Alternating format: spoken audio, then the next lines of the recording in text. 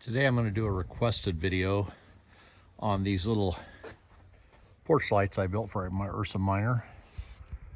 The reason I built them is sometimes camping, you want to see what's out there at night. I heard my pots and pans rattling around one night when we were up in the National Forest and turned a flashlight on up above, and I had a whole herd of cows underneath the awning going through my kitchen stuff. So it's nice to have that option once in a while, and so I thought I'd just build it in. Now these lights here, they're Harbor Freight lights, and I think they were around $30. I'll put a link to them. I'm sure you can find something else around the same price. You could also pay a lot more for some California company that is a really good middleman for some other Chinese made lights, but these work pretty good. They're actually a rock light, but they put out just enough light to not be too blinding, but kind of light up the surrounding areas. So mounting them was relatively easy. I just took, if we can focus here, I just took a flat washer and I bent it in a vise, and then I could grab on, and I just wrapped it around the Ursa Minor awning mount.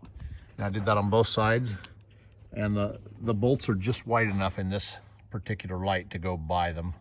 Now the newer style Ursa Minor awning brackets, they have a hole in them down here, and you can run that wire right out the back, and I just ran it under the bulb seal.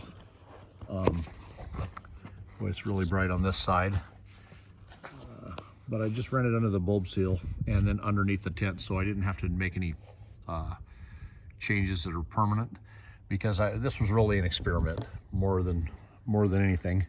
I'll show you the one on the other side.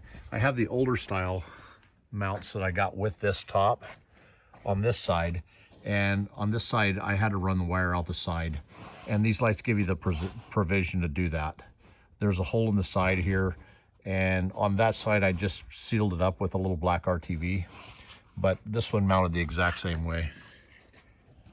Maybe you can get a better view on this side. There we go. There's that bent washer, just a little stainless steel washer. Now, one thing that I didn't plan ahead on this, you always find out something after you've invented something, but sometimes I forget and leave that awning flap down like that when the awning is out, and you have to remember to tuck it up in. If you tuck it up in, you're fine, but that's something to think about. Now, a guy could figure out a way to mount them a little lower down here, and I might at some point build me a bracket that holds those and just shift them down a little bit, but I don't know, they work pretty good where they're at. One thing I do, we'll probably change in the future, is the wiring, and I will show you that next. Here's our wiring and switch. I did a switch on both sides, and that's a 115 volt switch for a lamp, an inline light switch. And I just used some really wide black vinyl electrical tape for this, and ran the wiring down to the terminal board for the Ursa Minor that's on top of the sound bar on the JK. Now, I don't have it permanently attached, like I said. It was an experiment. Oh, there's a piece of my wiring. Okay, and here's the switch. I will link that too. Those I got at Home Depot, and they weren't very much money. You could get them in brown or white. I chose white, and then I just used some double back sticky tape I got from Gorilla brand, and that was, I think I picked that up at Walmart or something, but you can get it pretty much anywhere. Any hardware store sells it. And if you have the 2-inch mattress, I think it would work a lot better because it comes out about the same height as your mattress. But what I found, especially my wife, she has a hard time finding her side in the dark. So I might at some point move my wiring around and put the switches elsewhere to where they're really easy to find in the dark. I figured this would be pretty good. And I don't seem to have a problem with it, but she does. So I might even just wire them together and one switch runs both. That will simplify the whole circuit, and less is more is what I'm learning a lot in life. So I'll show you here with my mattress in place now. Granted, my mattress it's 5 inches thick, so it makes a lot of difference. But see where that kind of gets lost in there. So it's worth considering. Now these are switched with the header switch up above the driver there. So when I turn off the Ursa Minor top power, this is powered off also. And I think that's probably a wise thing.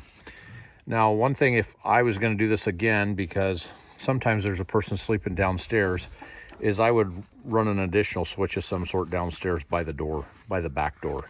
So you could, if you're getting out at night, you can flip that switch on and see for yourself without waking the upstairs sleepers.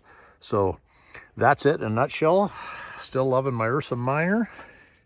Still got my hinge chambers on there. I've just built another run of those. If anybody's interested in getting some, they do a good job keeping the tint out of the hinges. So there you go. If you have any questions, hit me up in the comments and I'll answer them for you.